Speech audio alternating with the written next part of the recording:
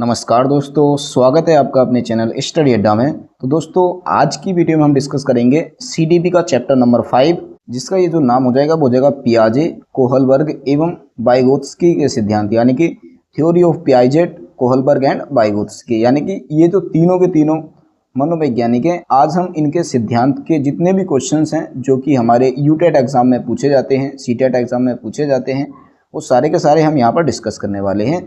ठीक हो गया ना। तो हम सीधा का सीधा इसके जो क्वेश्चंस हैं उनको डिस्कस कर लेते हैं, जिनके अंदर हमारा सबसे पहला क्वेश्चन आ जाता है कि जीन पियाजे कहाँ के निवासी थे। तो जीन पियाजे कहाँ के निवासी थे? तो ये जो जीन पियाजे थे ये स्विट्जरलैंड के निवासी थे, यानी कि ऑप्शन नंबर सी क्या हो जाएगा, इसका राइट हो जाएगा।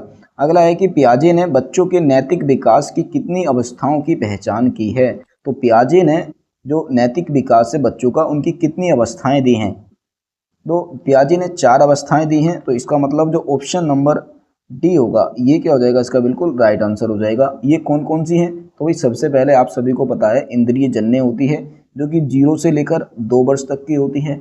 दूसरी हमारी पूर्व संक्रियात्मक अवस्था आती है, जो कि 2 से लेकर 7 वर्ष तक चलती है। और तीसरी जो हमारी अवस्था आ जाती है वो आ जाती है मूर्त संक्रियात्मक अवस्था, जो कि 7 से लेकर 11 वर्ष तक की होती है। और इसके बाद औपचारिक या फिर अमूर्त संक्रियात्मक अवस्था आती है, जो कि हमारी 11 वर्ष से अधिक उम्र के बच्चों के लिए होती है। ठीक है, तो ये 4 अवस्थाएं पियाजे ने दी थी। अगला है कि निम्नलिखित में से किसने नैतिक वृद्धि की अवस्थाओं की अवधारणा प्रस्तुत की थी। तो नैतिक वृद्धि की अवधारणा जो प्रस्तुत की थी वो दी थी कोहलबर्ग ने, यानी कि ऑप्शन नंबर ए क्या हो जाएगा, इसका राइट आंसर हो जाएगा। जहां कहीं पर भी आप नैतिक या नैतिक विकास शब्द देख लेते हैं तो वहां पर वो शब्द सीधा का सीधा कोहलबर्ग ने दिया है। आपने आंखें बंद किए कोहलबर्ग को आंसर टिक कर देना है। अगला हमारा क्वेश्चन आता है कि बच्चे दुनिया के बारे में अपनी समझ का सृजन करते हैं, निम्न में से यह कथन किसका है। तो बच्चे दुनिया के बारे में अपनी समझ का सृजन करते हैं, ये जो कथन है ये पियाजे ने दिया था। तो ऑप्शन नंबर ए इसका राइट हो जाएगा। अगला है कि निम्न में से यह कथन किसका है कि ज्ञानात्मक विकास नकल पर आधारित न होकर खोज पर आधारित होता है। तो जो ज्ञानात्मक विकास होता है वो नकल पर आधारित न होकर खोज पर आधारित होता है, यह कथन किसने दिया था? तो ये जीन पियाजे ने ही दिया था। तो ऑप्शन नंबर ए इसका राइट है। अगला है कि निम्नलिखित में से किसने बच्चों की अंतः क्रियाओं को उनके विकास का मूल आधार माना है। तो किसने बच्चों की जो अंतः क्रियाएं होती हैं उसको विकास का मूल आधार माना है? तो ये माना है लेव वाइगोत्स्की ने, यानी कि ऑप्शन नंबर बी क्या हो जाएगा, इसका राइट हो जाएगा। अगला है कि निम्न में से किसने नैतिक विकास की अवस्था के सिद्धांत का प्रतिपादन किया है। तो नैतिक विकास की अवस्था के सिद्धांत का जो प्रतिपादन किया ये क्या है, लॉरेंस कोहलबर्ग ने, यानी कि ऑप्शन नंबर बी इसका राइट हो जाएगा। अगला है कि आप एक शिक्षक के रूप में नियुक्त होकर किसी विद्यालय में जाते हैं, कि हम क्या है शिक्षक नियुक्त होकर एक विद्यालय में जाते हैं, आप विद्यार्थियों की क्षमताओं को समझने के लिए निम्नलिखित में से किस क्षेत्र का चुनाव करेंगे। तो भाई अभी नए नए हमारी जब जॉब लगेगी, हम शिक्षक बनेंगे, तो हम किसी एक नए स्कूल में जाएंगे, तो वहाँ पर हम बच्चों की क्षमताओं को समझने के लिए इनमें से किस क्षेत्र का चुनाव करेंगे, यहाँ पर ये हमने बताना है। तो सामाजिक दर्शन का नहीं, मीडिया मनोविज्ञान का ये भी नहीं, शिक्षा समाजशास्त्र का ये भी नहीं, शिक्षा मनोविज्ञान का, यही क्या हो जाएगा, इसका बिल्कुल राइट आंसर हो जाएगा। अगला है कि बच्चों के नैतिक विकास को समझने के लिए जीन पियाजे ने निम्न में से कौन सी विधि को अपनाया है। तो जीन पियाजे ने बच्चों के नैतिक विकास को समझने के लिए किस विधि को अपनाया है? तो ये अपनाया साक्षात्कार विधि को, यानी कि ऑप्शन नंबर ए इसका राइट हो जाएगा। अगला आ जाता है कि निमोनिक्स एक ऐसी व्यूह रचना है जो, तो ये निमोनिक्स है, ये क्या चीज़ है यहाँ पर, ये हमने बताना है। तो स्मृति में नई सूचनाओं को पुनः स्मरण करने में सहायता करती है, और यही क्या हो जाएगा, इसका बिल्कुल राइट आंसर हो जाएगा। अगला क्वेश्चन आ जाता है कि बालक के व्यवहार के अध्ययन में निम्नलिखित में से किस विधि में बालक के माता पिता, भाई बहन एवं शिक्षकों से जानकारी प्राप्त की जाती है। तो बालक के व्यवहार के अध्ययन में हम किस विधि के अंतर्गत उसके माता पिता, उसके भाई बहन और शिक्षकों से जानकारी प्राप्त करते हैं? तो इस विधि को हम बोलते हैं व्यक्तित्व इतिहास विधि, यानी कि ऑप्शन नंबर ए क्या हो जाएगा, इसका राइट आंसर हो जाएगा। अगला आ जाता है कि पियाजे के अनुसार कोई बच्चा किस अवस्था में अपने परिवेश की वस्तुओं को पहचानने एवं उनमें विभेद करने लगता है। तो ये करने लगता है पूर्व संक्रियात्मक अवस्था में, यानी कि ऑप्शन नंबर बी क्या हो जाएगा, इसका राइट हो जाएगा। अगला आ जाता है कि वाइगोत्स्की के अनुसार बच्चे अपने साथी समूह के सक्रिय सदस्य कब बनते हैं।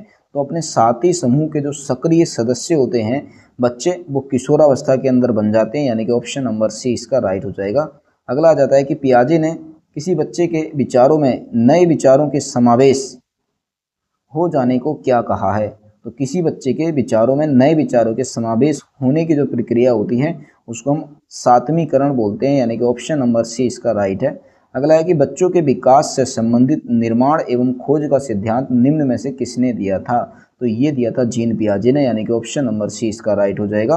अगला आ जाता है कि जीन पियाजे के अनुसार कितने वर्ष की आयु तक के बच्चों में संज्ञानात्मक परिपक्वता का अभाव पाया जाता है?